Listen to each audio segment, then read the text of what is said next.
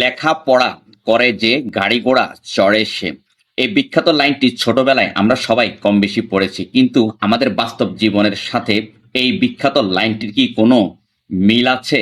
লেখাপড়া করা নিঃসন্দেহে গুরুত্বপূর্ণ। এটা একজন মানুষকে জ্ঞানের আলো দেয়, চিন্তার গভীরতা বাড়ায় এবং শিষ্টাচার শেখায়। কিন্তু শুধুমাত্র ডিগ্রি থাকলেই সফল হওয়া যায় না।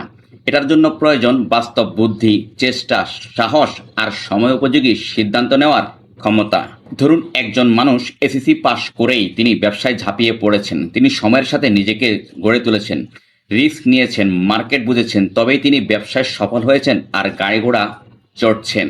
অন্যদিকে আরেকজন ব্যক্তি মাস্টার্স ডিগ্রি থাকা সত্ত্বেও তিনি সরকারি চাকরির পেছনে দৌড়াতে দৌড়াতে জুতার তলা ক্ষয় করে কর্মহীন রয়েছেন, কোনো উদ্যোগ নিচ্ছে না, এমনকি বাস্তবতা বুঝে নিজেকেও বদলাচ্ছে না। সুতরাং মূল কথা হচ্ছে যে লেখাপড়া জীবনের অস্ত্র, কিন্তু যোদ্ধা আপনাকেই হতে হবে। শুধুমাত্র ডিগ্রির পেছনে নয়, সাহসিক চিন্তা ও কঠিন পরিশ্রমের পেছনে ছুটুন।